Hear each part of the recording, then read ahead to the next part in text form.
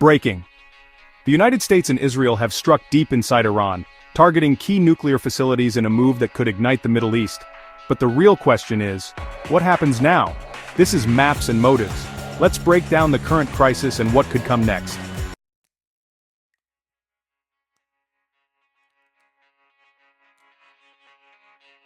On June 13, Israel launched coordinated airstrikes on Iran's nuclear infrastructure and top generals in an attempt to break the backbone of Iran's uranium enrichment program. These facilities aren't just symbolic, they're hardened, heavily guarded, and central to Iran's nuclear ambitions. Then came the United States.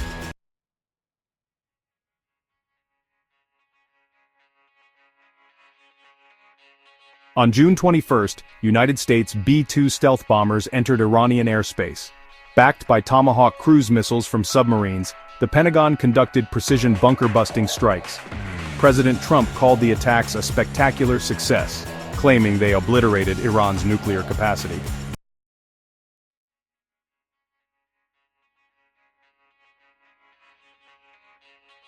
Iran retaliated with remarkable speed, mobilizing its military forces within hours of the initial provocation. The atmosphere in Tehran was tense, as commanders coordinated a swift and decisive response. Across the country, military units were placed on high alert, and the government signaled its intent to act without hesitation. Iran launched its 19th wave of Operation True Promise 3, unleashing a barrage of missiles, including the powerful Huge Salvo first missile targeting multiple Israeli cities. The night sky over the region was illuminated by missile trails, as satellite imagery captured the scale and precision of the attack. The impact was immediate and devastating. Emergency responders rushed to scenes in Haifa and Tel Aviv, where explosions caused significant damage to buildings and infrastructure. Reports confirmed both civilian casualties and military injuries, as terrified residents fled through the streets seeking shelter. In Iran, the public rallied behind the government's actions. Crowds filled the streets, waving anti-Israel banners and chanting slogans, while officials made bold statements on national television. The message was unmistakable. Iran would not tolerate aggression and was prepared to escalate if necessary. Meanwhile, Israel's Iron Dome missile defense system struggled to keep up with the relentless pace of Iranian missile and drone attacks. With each new wave, the system's effectiveness appeared to decline, leaving Israeli cities increasingly vulnerable and raising concerns about the country's ability to defend itself in a prolonged conflict.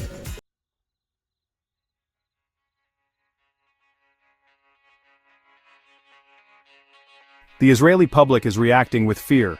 In just 1 week, over 100,000 civilians left Israel, flooding airports in neighboring countries. Lines at Ben Gurion Airport are historic. Many are fleeing what they fear could be a long and devastating regional war.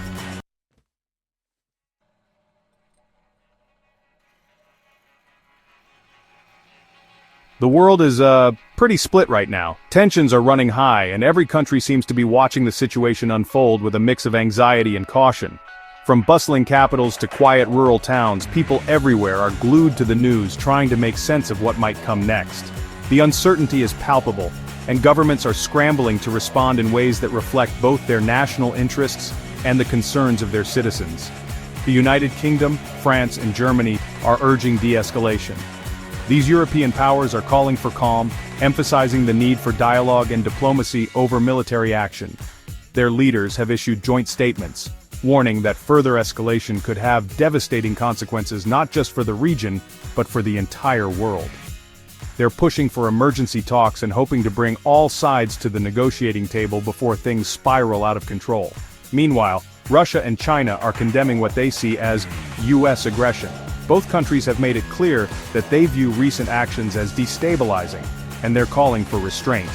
Their officials are warning that unilateral moves could undermine global security, and they're urging the international community to respect sovereignty and international law.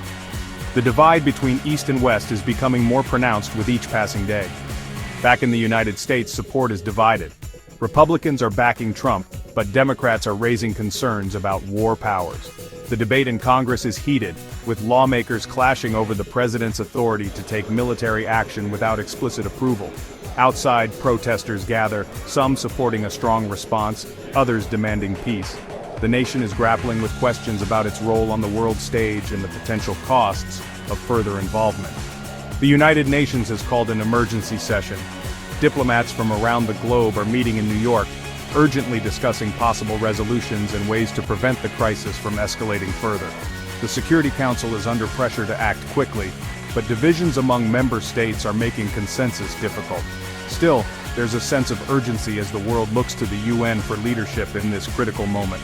Oil prices have spiked by 18%, sending shockwaves through global markets. Investors are worried about supply disruptions, and energy companies are scrambling to adjust.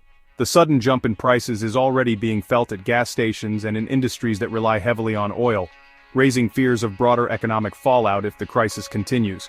And honestly, shipping through the Persian Gulf is now under serious threat. With warships escorting commercial vessels and insurance rates soaring, the world's most important energy corridor has become a flashpoint. Any disruption here could have ripple effects across the globe, impacting everything from fuel prices to the stability of international trade. The stakes have never been higher, and everyone is watching to see what happens next.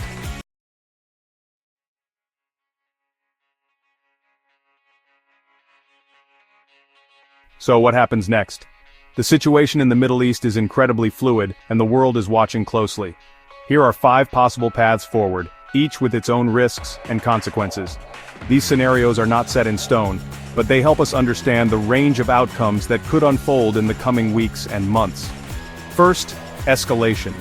Iran could choose to respond forcefully, launching further attacks either directly or through its network of regional proxies, such as Hezbollah in Lebanon or the Houthis in Yemen.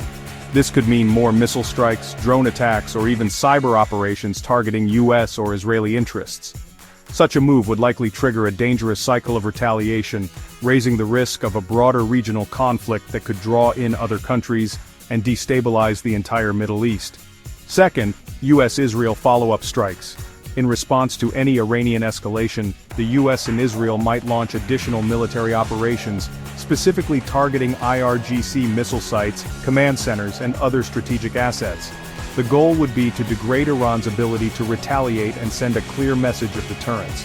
However, such strikes could also risk civilian casualties and further inflame anti-American and anti-Israeli sentiment across the region. Third, a decentralized nuclear program. In the face of military threats, Iran might decide to scatter its nuclear facilities across the country, or move parts of its program underground and covert. This would make detection and targeting much more difficult for foreign intelligence agencies. Such a move could accelerate a regional arms race as neighboring countries worry about Iran's intentions and capabilities. Fourth, diplomacy resumes. Despite the tensions, there are still efforts behind the scenes to bring both sides back to the negotiating table. European intermediaries are hinting at possible talks, but Iran is demanding that Israel halt its strikes before any meaningful dialogue can begin. The success of diplomacy will depend on whether both sides are willing to make concessions and rebuild trust after recent hostilities. And finally, US political blowback. Back in Washington, Congress could challenge the president's unilateral military actions under the War Powers Act, seeking to limit any future strikes without legislative approval. This could spark a heated debate about the balance of power between the executive and legislative branches, and shape U.S. foreign policy for years to come.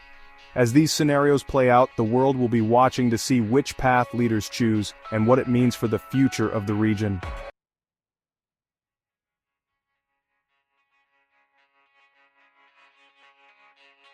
The fallout is spreading. Oil prices are really surging. Shipping lanes near the Strait of Hormuz are now on military watch. Refugee movements toward Turkey, Iraq, and Jordan are increasing. And there's a growing fear that this conflict could draw in Russia, China, or the Gulf states, potentially turning a regional war into a global one.